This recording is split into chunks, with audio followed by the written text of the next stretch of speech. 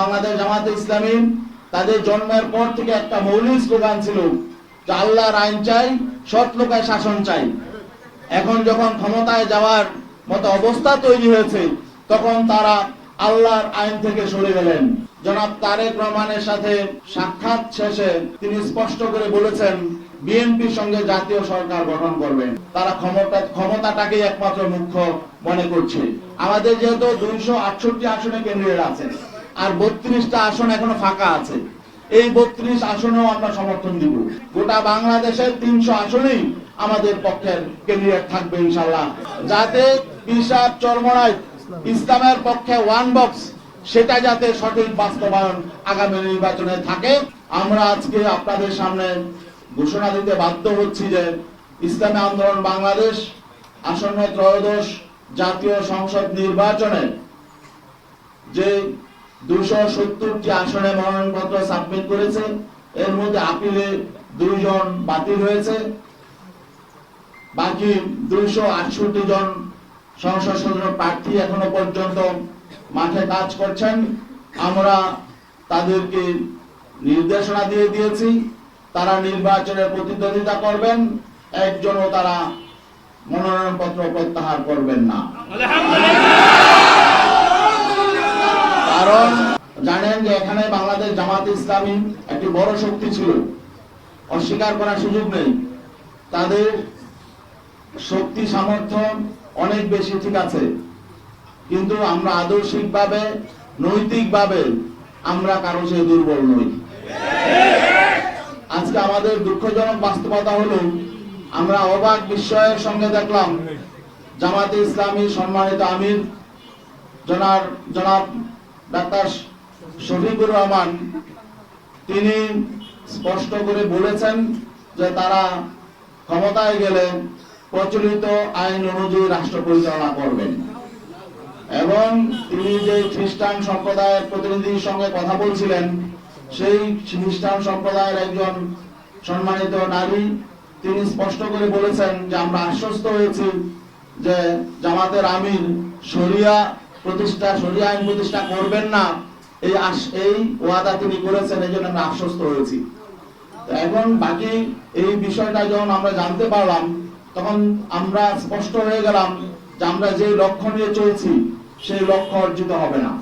কারণ আজকে যখন রাষ্ট্র ক্ষমতা যাওয়ার মতো একটা পরিস্থিতি তৈরি হয়েছে, এখন যারা প্রধান শক্তি তারাই যদি ইসলামের সুমহানী আদর্শ থেকে ভিন্ন দিকে চলে যায়, তারা যদি ইসলামী আইনের প্রতি তাদের আস্থা না থাকে, তাহলে আমরা যে কর্মী সমর্থক নিয়ে সারা দেশে ইসলামের পক্ষে কাজ করে যাচ্ছি, এই স্বপ্নই থেকে যাবে। এবং আজকে আমরা অবাক বিস্ময়ের সাথে লক্ষ্য করছি জামাতে ইসলামী বাংলাদেশের সারা দেশে লক্ষ লক্ষ কর্মী সমর্থক আছেন। আমরা জানি বাংলাদেশ জামাতে ইসলামী তাদের জন্মের পর থেকে একটা মৌলিক স্লোগান ছিল যে আল্লাহর আইন চাই, সৎ লোকের শাসন চাই। এখন যখন ক্ষমতায় যাওয়ার মতো অবস্থা তৈরি হয়েছে, তখন তারা আল্লাহর আইন থেকে সরে গেলেন। তারা প্রচলিত আইনে রাষ্ট্র পরিচালনা করবেন, এই কথা যখন ঘোষণা করলেন, তখন আমাদের প্রশ্ন জাগে যে সারা বাংলাদেশে এই বাংলাদেশ জামাতে ইসলামীর নেতা কর্মীদের এই যে আবেগ অনুভূতি, এই বিষয়টার প্রতি তারা আসলে খেয়াল করে নাই। আমাদের যেটা মনে হয়েছে তারা ক্ষমতাটাকে একমাত্র মুখ্য মনে করছে। RICL TMX, যুগের পর যুগ স্থাপনা থাকে মজবুত। জামাতে ইসলামীর সম্মানিত আমির ডাক্তার শফিকুর রহমান তিনি বিএনপি প্রধান জনাব তারেক রহমানের সাথে সাক্ষাৎ শেষে তিনি স্পষ্ট করে বলেছেন যে তারা জাতীয় সরকার নির্বাচন পরবর্তী জাতীয় সরকার বিএনপির সঙ্গে জাতীয় সরকার গঠন করবেন এবং বেগম খালেদা জিয়া যে ঐক্যের পাঠাতন তৈরি করে গেছেন, সেই ঐক্যের পাঠাতনে দাঁড়িয়ে আগামী দিনে রাষ্ট্র পরিচালনা করবেন। এখন আমাদের প্রশ্ন হলো, এই যে তিনি একটি অ্যালায়েন্সে আছেন, একটি সমঝোতায় আছেন, এটা একটি মৌলিক প্রশ্ন, আগামীতে জাতীয় সরকার হবে নাকি কোন সরকার হবে, এটা একটা মৌলিক প্রশ্ন।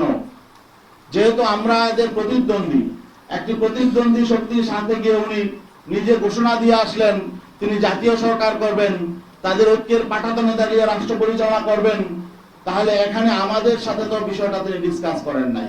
অন্যান্য শরীকদের সাথে তিনি এককভাবে ঘোষণাটা দিয়ে আসলেন। এখন আমাদের শঙ্কা হলো যে এখানে নির্বাচনের আগে যেহেতু একটা সমঝোতা সমন্বয় প্রতিদ্বন্দ্বী দলের সাথে হয়ে যাচ্ছে, তাহলে নির্বাচনটা আসলে পাতানো নির্বাচন হবে কিনা, এটা কি ইলেকশন হবে নাকি সিলেকশন হবে, এই শঙ্কাটাও আমাদের সামনে চলে এসেছে। তো এই শঙ্কা নিয়ে আমরা তো আসলে মানে সহযোগী হতে চাই না কারো। আমরা চাই একটি প্রতিদ্বন্দ্বিতাপূর্ণ নির্বাচন। বাংলাদেশে স্বাধীনতা পরবর্তী যে নির্বাচনী যে কলঙ্ক হয়েছে, সেই কলঙ্ক থেকে আমরা বেরিয়ে আসতে চাই। আর আমরা এমন সমঝোতার নির্বাচন, নিজেদের মধ্যে ভাগাভাগির নির্বাচন এবং সিলেকশনের নির্বাচন, এটা আমরা চাই নাই, মানুষ এটা চায় না। কিন্তু আমরা সেই আশঙ্কা করছি, সেই আশঙ্কা থেকেও আমরা শঙ্কিত যে আগামী দিনে আসলে সুষ্ঠু নিরপেক্ষ গ্রহণযোগ্য নির্বাচন হবে কিনা, নাকি আমাদের সাথে ঐক্য করে তলে তলে আবার ভিন্ন রকম কিছু হবে, এই আশঙ্কাটাও আমাদের মধ্যে দেখা দিয়েছিল। তো এই জন্য আসলে আমরা মনে করছি এগুলো জনগণের সামনে প্রকাশ করা দরকার। জনগণও বুঝতে পারছে, উপলব্ধি করছে। আমাদের কাছে বিভিন্ন দিক থেকে বিভিন্ন সংবাদ আসছে, বিভিন্ন রাষ্ট্রের সাথে বিভিন্ন পরিকল্পনা করা হচ্ছে, কি হচ্ছে এটাও আমরা জানি না। এখন বিশ্বস্ত এখানে সমঝোতা সমন্বয় হতে হলে, ঐক্য হতে হলে পারস্পরিক শ্রদ্ধা, বিশ্বাস, আস্থা লাগে। আমরা আস্থা, বিশ্বাস, শ্রদ্ধার জায়গা যখন ভেঙে যায়, তখন তো আসলে সেখানে ঐক্য টিকে না। এই জন্য আমি ইসলামী আন্দোলন বাংলাদেশের মহতারাম আমিরের পক্ষ থেকে আদিষ্ট হয়ে আজকে আপনাদের সামনে এই কথাগুলো বললাম। আপনাদের যদি আরো কোনো ব্যাপারে কোনো প্রশ্ন থাকে। ও আরেকটা বিষয়, আমাদের যেহেতু 268 আসনে ক্যান্ডিডেট আছেন আর 32টা আসন এখনো ফাঁকা আছে, এই 32 আসনেও আমরা সমর্থন দিব। সেখানে কাদেরকে আমরা সমর্থন দিব সেটা আমরা মনোনয়নপত্র প্রত্যাহারের পরে আমরা ডিসাইড করব। আমাদের নীতি, আদর্শ এবং লক্ষ্যের সাথে যাদের মিল হবে, তাদের সাথে সহযোগ্য ক্যান্ডিডেট, তাদেরকে আমরা ইনশাআল্লাহ সমর্থন দিব। এবং আমরা আশাবাদী গোটা বাংলাদেশের 300 আসনেই আমাদের পক্ষের ক্যান্ডিডেট থাকবে ইনশাআল্লাহ, যাতে ওয়ান বক্স, যাতে পিসাব চরমনাই ইসলামের পক্ষে ওয়ান বক্স, সেটা যাতে সঠিক বাস্তবায়ন আগামী নির্বাচনে থাকে। এই জন্য আমরা ইনশাআল্লাহ এই ব্যবস্থা আমরা করব। সবাইকে ধন্যবাদ।